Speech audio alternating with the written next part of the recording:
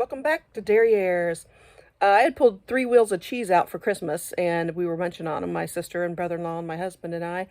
And so now I have to re-vacuum pack them because we only ate like a quarter of each wheel. So before I got them all vacuum packed, I thought I'd let you guys check it out with me and show you them and what each one of them is like. So let's do that.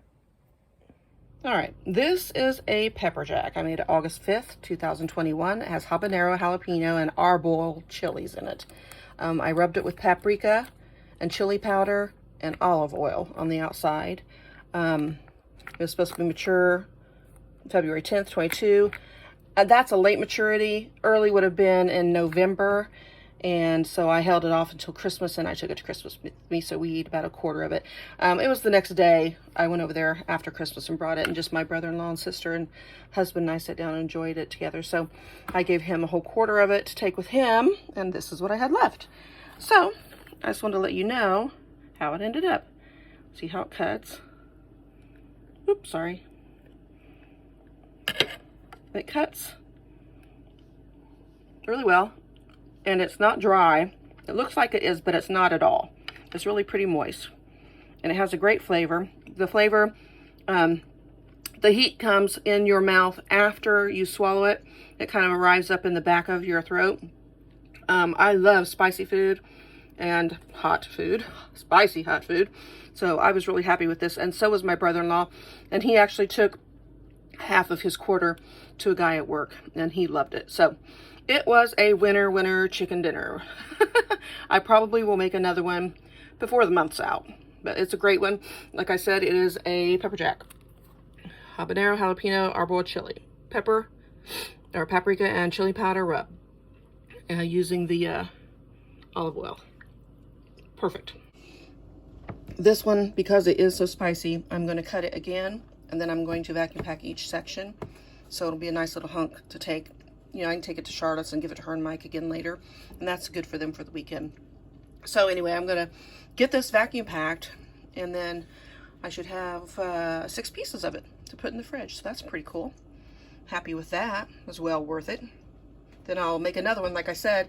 And then I'll let it age for quite a bit. I'll probably let it age until November. All right, so I'm going to cut this. There we go. I'm going to get a piece. Guess I have to eat it if it falls on the counter, right? Isn't that the rule? Okay, I think I'll just wait for that for a second. All right. I'm going to go to smaller bags here. And I think this, yeah, goes up here.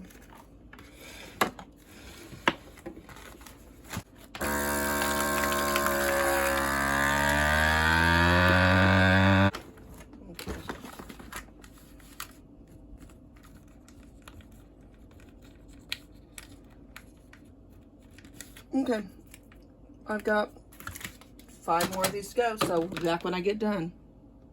All right, this one is a mustard ale cheese. This is actually, instead of using the ale, the dark ale is actually what it is, mustard dark ale, or dark ale mustard. I used my brother-in-law's Perry instead, which is a liquor you make from pears. So it's kind of like a, what'd you call it, cane? I don't know. Pear wine, I guess. No, it's kind of fermented, and it's just different. Anyway, it was really good. I had some at Thanksgiving. Anyway, so I made that, and I made that in July of 21, and it was good. 2 months later, I held on to it. I mean, you could eat it at 2 months, but I held on to it for later, and we'll get it out and take a look at that. All right, I cut into this. You can see it's kind of crumbly. Kind of fell apart in the middle there, but I probably added more mustard seeds than I needed to. I always add extra. Anyway, the flavor is really good. It has kind of Parmesan Romano type flavor to it, and the mustard seeds kind of burst in your mouth when you eat it. This was really good with the deer salami that Mike had made. It was awesome with it. I'm going to try to get him to make that salami with me on a video. That would be really fun. Perry is a pear cider, basically. It turns to alcohol. At least his did. Tasted just like a real pear. I don't know, a beer, kind of like a light beer with kind of cider tendencies, and you could definitely taste the pear undertone in it. It was really good. This is really good. I really enjoy it. It was very good on a wheat cracker, and it was good on a buttery cracker as well. But I'll probably have enough of it. It doesn't take much. This chunk will last somebody all week long if they snacked on it all week long, so I don't need to make any more of it anytime soon, but it is very enjoyable, I will say that. We all liked it.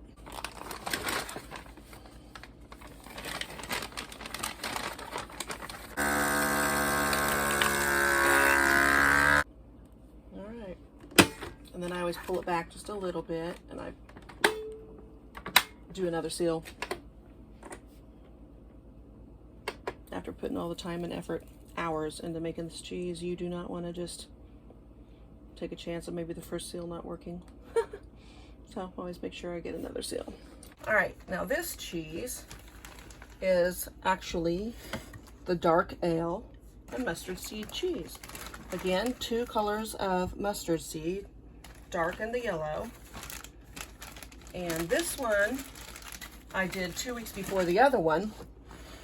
And I made 2 of these. There's one still in the fridge that I have not touched and probably won't until it's a year old. But anyway, this one is moist, a little bit moister than the other one. Got a line on it. Good thing I'm cutting it here. That's from that other cheese. But I'll take a sliver off of it. Not very much because I'm trying to save this. But this is super moist.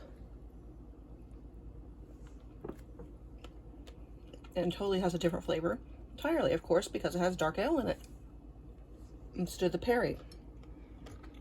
It is very nice. It is more mild, and the mustard seeds really pop when you're eating it. It's not so much like a Romano Asiago Parm taste in there. Totally different. It's a softer cheese by far in your mouth. Very pleasing, very good. Another great one with salami, prosciutto, very good. All right, I'm gonna get this one bagged up. I actually think that I'm going to just put this whole piece back in here. Like so. And again, I'll take off as much as I can because I don't want to have all that plastic in my fridge.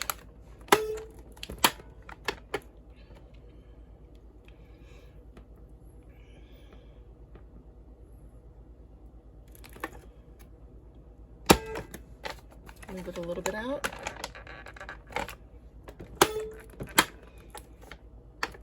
Seal it again. And then I'll send this back to Mike and he can have it. He liked both of them. We all did. So that's cool. Trim this up.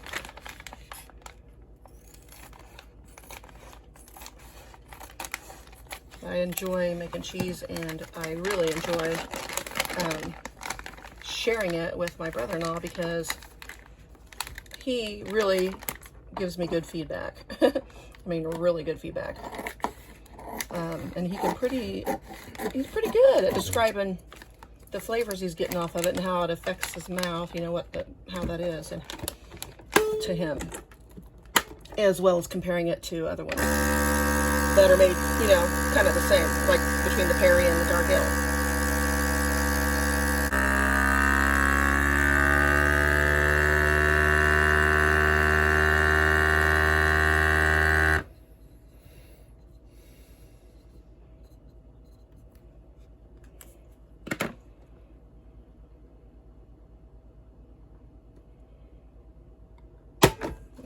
Pull it out a little bit and give it another one. Let it cool off for a second. Okay. cool beans.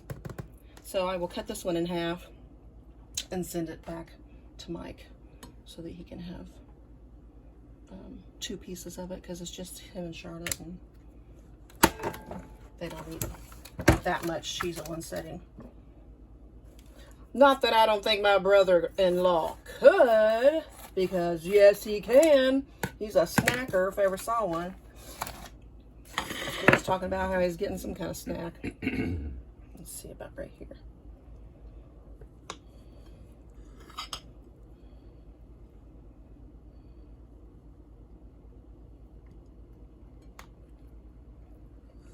Okay. All right.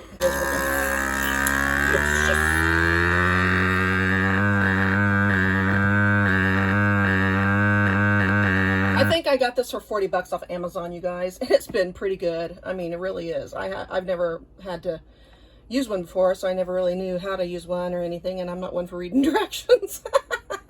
I'm gonna figure it out as you go, girl. So I like it. It's really good. And then you can go like that, seal it again. Nobody does that probably but me. OCD kicking in, I guess, I don't know. But like I said, it takes hours to make a cheese. So I'm gonna make it sure it's sealed really well. When you get done with that and the light goes out, you can actually take this and just run it across there and it cuts it. I wouldn't have to use the scissors, but I like it cut shorter than that, so that's why. Because I don't like all this extra plastic in my cheesecake. So put on here, dark ale, mustard seed, 721. All right, that's it, man. You gonna put your boots on to carry all that down to the cheese cave? I have to get the ladder out first. Not at all. Well, hey, thanks for sticking with me and checking out the cheese with me. I know it was only 3 kinds, but still, it's always fun. Every cheese is different. Every cheese seems to have its own little personality. And I like to switch it up and try different things with it. I'll have to take a recipe and then, you know, throw something else in there, switch it up, whatever. It always makes it interesting and fun for all of us to sit down and try it out. So cheese is not very hard to make at all, as a matter of fact. I learned to make it myself by reading a lot, checking out a lot of recipes, and trying to understand exactly the ins and outs of cheese and cheese cultures and, you know, how it works. So a lot of videos I watched, a lot of books I read, magazines I've checked out, word of mouth, a lot of questions. That's how you learn stuff. So, you know me, I'm an information junkie. So anyway, thanks for sticking with me. I hope to see you again soon. Take care.